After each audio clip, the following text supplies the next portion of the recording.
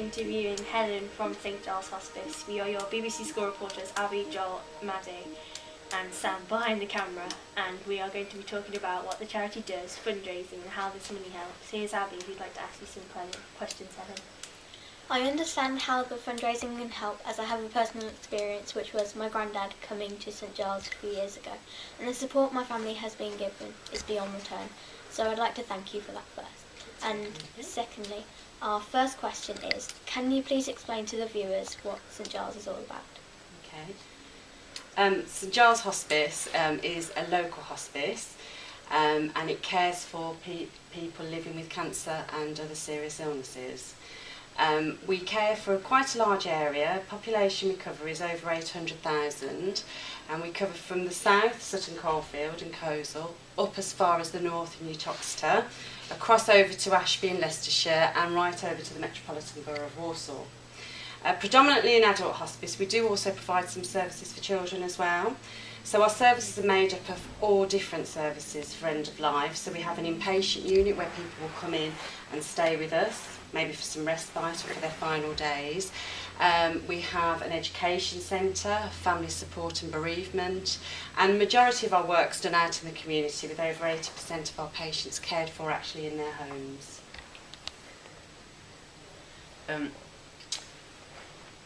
So what other services do you offer and what do they involve? Okay, well we offer about 10 different services.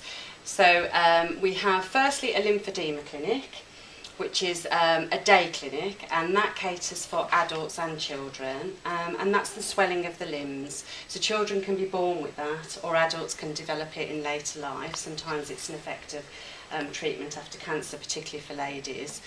And the clinic there, what they'll do is help to reduce the swelling, and so that people can live with lymphedema. For children particularly, it can be very painful, and it actually, for some of them, they can't move and they'll be in wheelchairs. So their parents are taught how to reduce the swelling, and we provide various things like stockings which will help that, so they're able to move. We have an inpatient unit here at Whittington, and we have another one also at Walsall. We have 12 beds in our one at Walsall, and here at Whittington we have 21 beds. And for that's for people who are coming very close to the end of their life, so they may spend their final moments here. Some will spend hours, some will spend days, some weeks. Others might come in for a bit of respite, so maybe they want to be at home but they just need a bit of time to come in and give their carers a bit of a break. And finally, for people who are really in a lot of pain and their pain can't be managed outside, so they're brought in, our doctors and our medical team and our nurses will get them back on track with their pain, and then they can go back home and spend their days at home. We have an education department where we do lots of training back in the schoolroom, so everybody comes and does lots of different courses with us. We have a day hospice as well, where patients just come in the day from Monday to Friday, and they're on a 12-week rolling programme, so they do all sorts of things there, from arts and crafts to they'll see a doctor as well whilst they're here. And then we have a centre in Sutton Coldfield, Lindridge Road, which is a day centre, and again there we offer all different services. We do complementary therapies, things like Reiki, massage, which is all very soothing and calming for people when they're poorly, and also for their families as well, they can benefit from that as well. So, and then finally we have our community team, which is our nurses that go out to look after patients in their homes.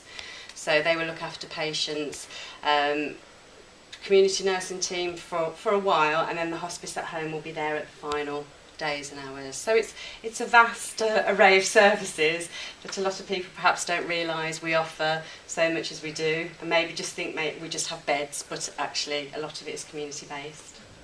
When was the charity founded and what has changed since then? Okay, we're celebrating our 30th anniversary this year, so St Giles Hospice was actually, opened the doors in April 1983. And I think probably the biggest change is how many people we looked after in that first year to how many people we look after this year. So in that first year we cared for 167 patients, and in our last year we cared for 5,800. So that's a substantial growth, and that's down to all the services growing obviously, and the demand for our services being very much changing. Big change is obviously money as well, because it costs a hell of a lot more now than it did when we opened in the first days. We have to raise over £8 million now to deliver all these services.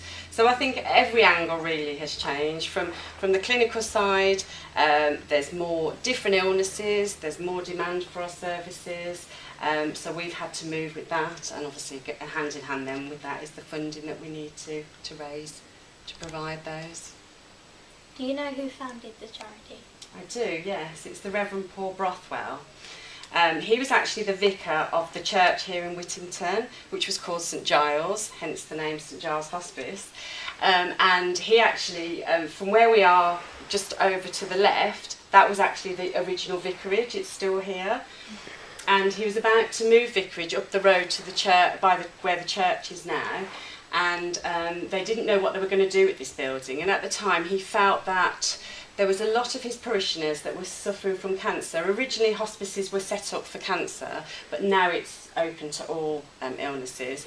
And he felt that the cancer patients weren't being cared for well enough in the systems that were around the area. So he went to the powers to be to say, and he was very influenced by Lady Cicely Saunders, who was the foremost lady in the hospice movement.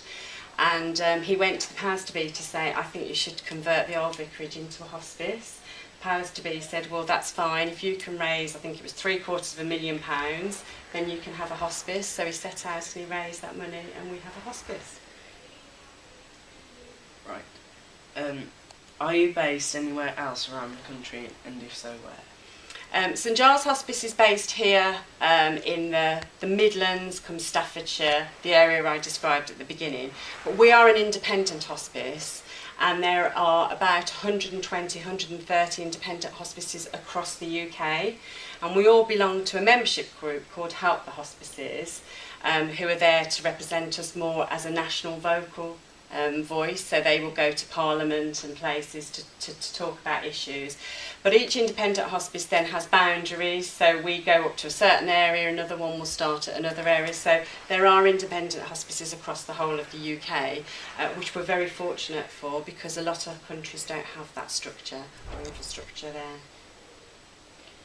What is your role here, and what does it involve? My role is head of fundraising. So I'm responsible for all the fundraising activity for the hospice. We have to raise from fundraising about £3.3 million a year through the generosity of the local community. So my job is to make sure that we raise that money. I'm also responsible for the marketing of the organisation as well, because marketing plays a big part, obviously, hand in hand with fundraising. The other areas for income generation, we have our shops and we have lottery as well, so they're separate departments, but we all work together. But fundraising is the biggest income earner for the hospice, and we fundraise from everything, from schools, individuals. We organise our own events, people leaving gifts in wills, that's very important for us, that's a large amount of our money as well. We work with local businesses, you name it, we try and work with them. What made you want to help and make a difference? I think my background is very much hotels. I'm from a commercial background, and having worked for global hotel companies and seen the money that they raised, I thought, well, it would be nice to actually put something back into the local community. In St Giles, I live in the St Giles catchment area, and it's so well loved by everybody. And from the day I've started, I'm nearly here 6 years, I've never gone anywhere that I haven't met someone that knows someone that has been cared for by St Giles. So it's really to know that what the effort I was putting into my role was actually, I could see that money being raised, and I can see the difference the money's making every day. So that's really important. How is the money raised? Okay, so we do it fundraising, so various elements of fundraising. Probably the biggest part of our money comes from gifts in wills. So about 1 in 5 of our patients are actually cared for through the money that we raise from gifts in wills.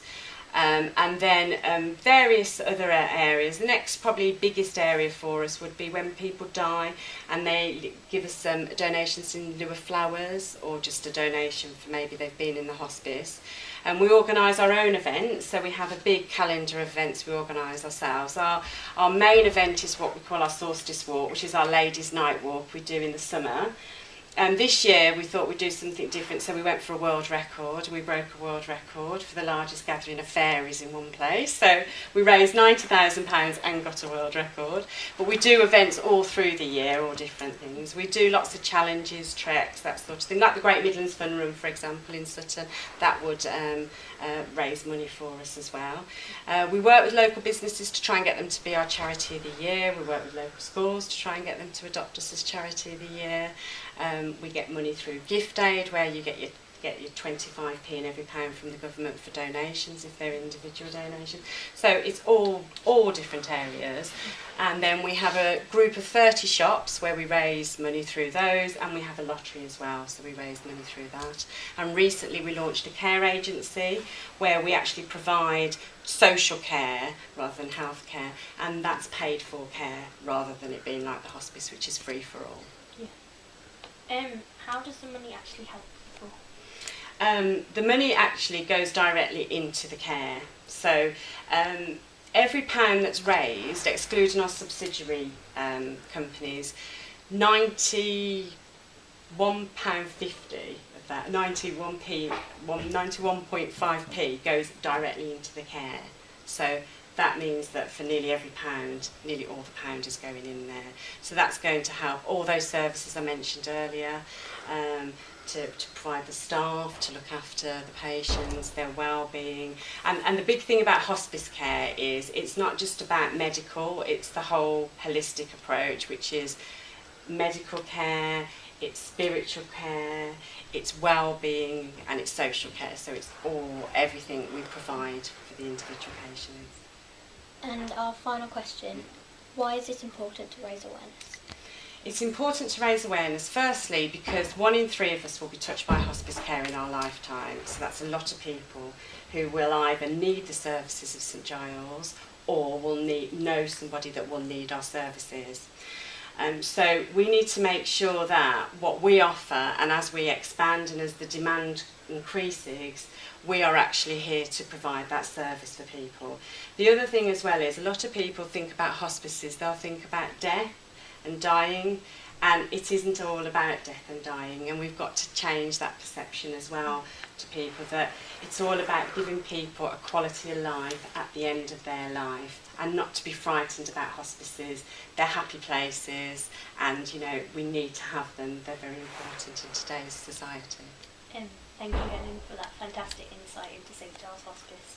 We are your BBC School reporters reporting from St Giles Hospice in Washington.